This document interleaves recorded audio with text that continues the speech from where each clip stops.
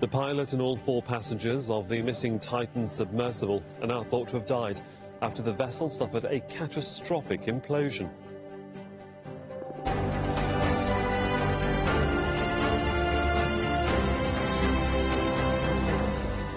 Hello, I'm Sahil Rahman. You're watching Al Jazeera Live from my headquarters here in Doha. Also coming up, Narendra Modi denies religious discrimination exists in India as New Delhi and Washington hail what they are calling a defining partnership of the century. A missile strike targets a key Kremlin supply line linking Crimea and Russian-occupied areas in Ukraine. And Zambia secures a deal to restructure billions of dollars in debt at a summit aimed at easing the burdens facing some of the world's most vulnerable countries.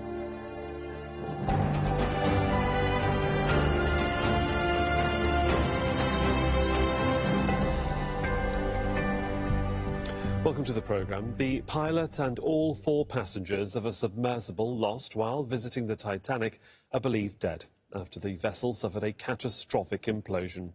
The US Coast Guard says an underwater robot discovered a debris field near the wreck of the Titanic. The vessel lost contact with the surface on Sunday in the North Atlantic during a dive to the wreck. Gabriel Elizondo has more now from Boston. This story that really captured the attention of so many people around the world for the last several days, now reaching this tragic conclusion when the U.S. Coast Guard confirming that they found the debris of the missing Titan. Now they will be collecting some of that debris over the coming 24 to 48 hours to bring it up to the surface to analyze it as part of a wider investigation to try to figure out how exactly this happened and perhaps how to prevent it in the future. Now this all comes as late Thursday the U.S. Navy confirming that a top secret acoustic detection system that they have out at sea actually picked up some sounds similar to what would have been an implosion on Sunday near where the Titan went missing. Now in hindsight, perhaps those sounds that the Navy heard then, they are saying perhaps were from perhaps the Titan. 5 days into the search for the Titan submersible, the news everyone had been dreading was finally confirmed. This morning, an ROV, or remote operated vehicle, from the vessel Horizon Arctic discovered the tail cone of the Titan submersible approximately 1,600 feet from the bow of the Titanic on the seafloor. The ROV subsequently found additional debris. In consultation with experts from within the Unified Command, the debris is consistent with the catastrophic loss of the pressure chamber. The debris was only a few hundred meters from the wreckage of the Titanic. A tragic end for the families of the 5 men on board. OceanGate, the owner of the Titan, released a statement confirming the news, saying, in part, these men were true explorers who shared a distinct spirit of adventure and a deep passion for exploring and protecting the world's oceans. Our hearts are with these 5 souls and every member of their families during this tragic time. With the mystery of what happened to the Titan now resolved, the questions move on to other things, like how exactly was this allowed to happen, who's responsible, and should safety standards for risky deep-sea expeditions such as this be changed? Since the Titan went missing on Sunday, many concerns have been raised about the vessel's construction and maintenance. Parts of the submarine that I'd seen in the testing in the Bahamas just seemed a bit shoddy. But what really did it for me was they flatly refused to get any form of certification. And it seemed that they had no intention of getting any certification for going down to those depths once, let alone several times.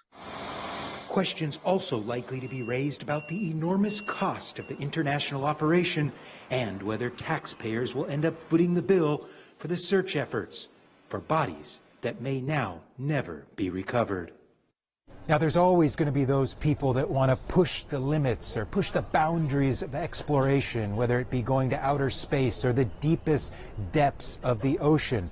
But I think probably what this tragedy has shown is that perhaps there needs to be more regulation or safety standards when it comes to deep sea exploration. Those are a lot of the questions now being asked on how was this allowed to happen, why, and what can be done about it in the future.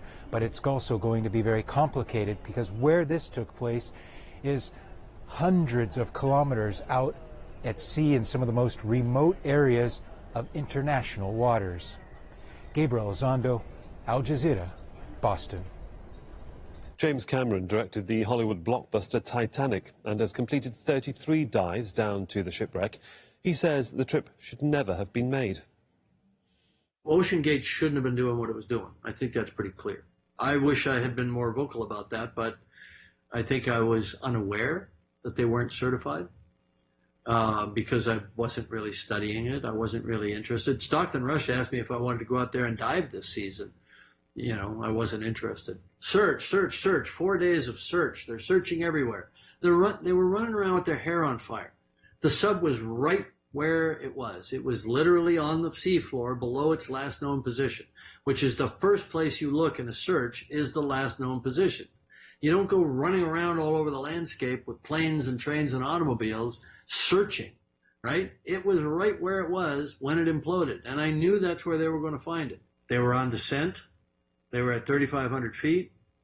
They lost comms and tracking, the last one being the critical one, because the transponder that's used to track a sub during descent and on the bottom is a fully autonomous system. It's in its own pressure housing, and it has its own battery power. So for them to lose comms and tracking at the same time, sub was gone.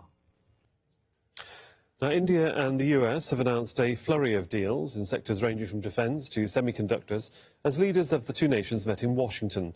Prime Minister Narendra Modi told the US Congress that their ties will be a defining partnership of this century. And in a rare press conference earlier, he rejected accusations of promoting religious discrimination. Rosalind Jordan has more. Welcome, Mr. Prime Minister. On Thursday, U.S. President Joe Biden welcomed Indian Prime Minister Narendra Modi to the White House for a joint press conference and to strike deals on security, trade, and immigration.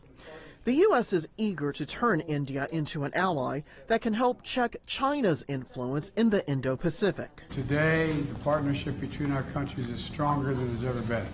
Welcome to Prime Minister Modi's Washington home. However, critics say setting out the good China and crystal for Modi is essentially rewarding him for violating his citizens' human rights.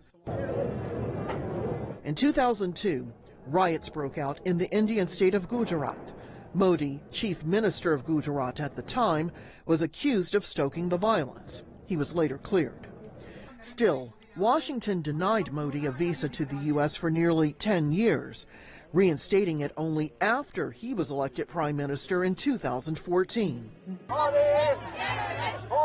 Human rights activists say Modi's government has either targeted or failed to protect Muslims, Sikhs, Christians, and Jews from religious-based violence, allegations Modi denied. We have always proved that our democracy can deliver, and when I say deliver, this is regardless of caste, creed, religion, or gender. There is absolutely no space for discrimination.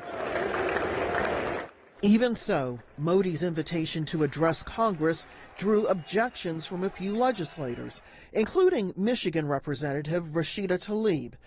We urge all members of Congress who profess to stand for human rights, freedom, and democracy to join us in boycotting Modi's joint address to Congress. Cheers. The calls to ignore Modi largely brushed off by official Washington, eager to keep India on its side in global affairs. Rosalind Jordan, Al Jazeera, Washington. Now, Russian-appointed officials in Kherson and Crimea say Ukraine has hit a bridge connecting the two regions. The Chongar Bridge is known as the Gate to Crimea that Russia annexed in 2014. Crimea's governor says the bridge was struck by a British Storm Shadow missile. Nadeem Barber has more. Damaged but not destroyed, the Chongar Bridge linking Crimea and Kherson province in southern Ukraine. It's one of the routes Russian forces used to move between Crimea, annexed by Russia in 2014, and other parts of Ukraine under Russia's control. Russian-appointed officials say the bridge was hit by a type of long-range missile that France and the UK have given Ukraine's military. This is another meaningless act perpetrated by the Kyiv regime on orders from London. It solves nothing as far as the special military operation is concerned.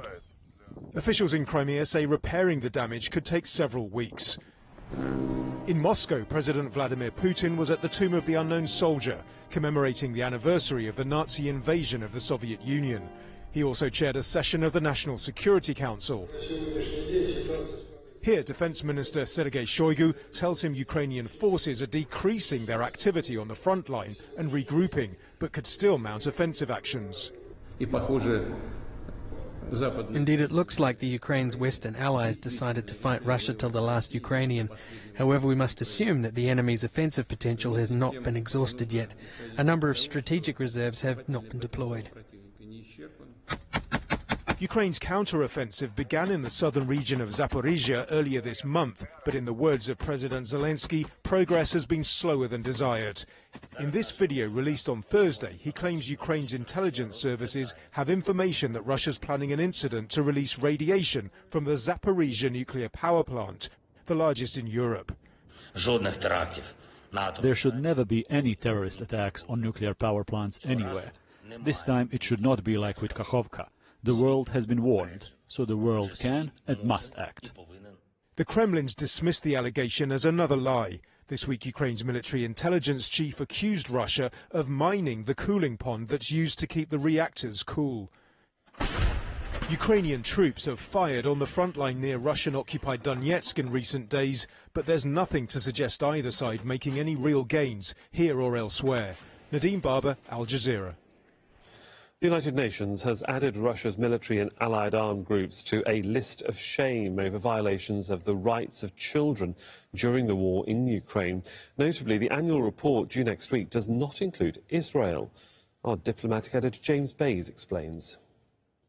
Every year, the UN Secretary-General produces a report on the countries and armed groups responsible for killing and maiming children. This year's report has now gone to the members of the Security Council. It's not yet been published, but I've seen a copy. Again, the report is controversial. Part of that is because of Israel, which the report says killed 42 children in 2022. Now, the Secretary-General says that's a meaningful decline, and he's not putting them on the blacklist. But, of course, if you look at the figures, in 2021, the war in Gaza lasted 11 days. The war in August 2022 lasted just 3 days. This was the reaction to the report by the Palestinian ambassador. It's very unfortunate that he selected not to list them. We were hopeful that when he last year said that if they continue with this tradition and this path, I warned them that they will be considered to be listed. They continued on the same path. They killed more children than last year, but yet he did not list them. It is very disappointing to the Palestinian people. The other big news from the report is the fact that Russia, for the first time, is on the blacklist because of its war in Ukraine. The report says that Russia was responsible for killing 477 children in 2022. This is the first time a permanent member of the Security Council has been on that blacklist. James Bays, Al Jazeera, at the United Nations. Now, human rights groups are criticising Sri Lanka's government for failing to investigate and identify hundreds of people found in mass graves. Activist groups, including the Friends of the Disappeared from the Civil War, says government leaders colluded to cover up the truth. Rights groups suspect tens of thousands of Sri Lankans could still be buried in undiscovered mass graves. Manel Fernandez has more from Colombo.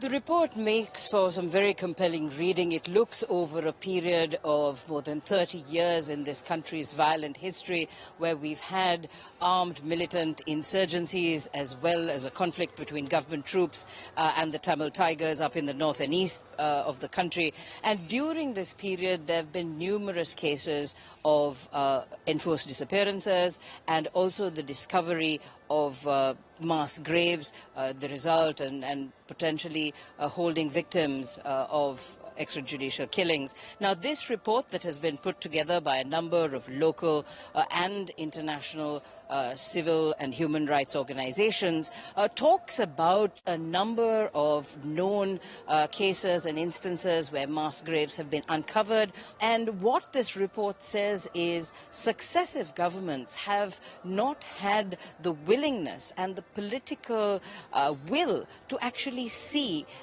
the justice being done. I mean, it's essentially an indictment on the state, where they say families are waiting for answers, they're waiting for justice. But in a number of ways, whether it means interference into investigations, whether it means, sweeping things under the carpet, delaying justice. If you look at the cases of the mass graves that have been officially exhumed, there's very, very few, if not any, that have actually been taken to court and successfully prosecuted. Well, still ahead here on Al Jazeera, a 19-year-old Frenchman is hailed as the most coveted NBA draft prospect since LeBron James. We explore the increasing clout of international players in the US Basketball League.